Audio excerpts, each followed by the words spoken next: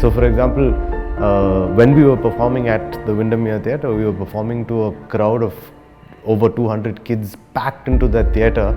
And of course, when you have so many kids packed, there's a lot of restlessness, there's shoulders nudging each other and things like that. I didn't have an idea of the cultural or theatre scene in Bareilly. I was pleasantly surprised that there is an active theatre group, there is a space to perform, and we were not sure the kind of plays we are doing would be accepted here. So actually we were so happy.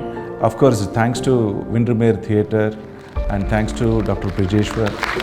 I would just like to tell this, it's a confession. 7 years ago I had come here thinking there was a theatre festival जो Windermere organize कर रहा है.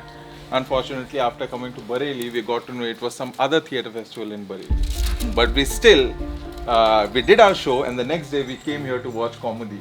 And that was the time when I saw this beautiful space, and I was like, यहाँ पर करेंगे जल्दी. 7 years later, we got to do this. So thank you so much.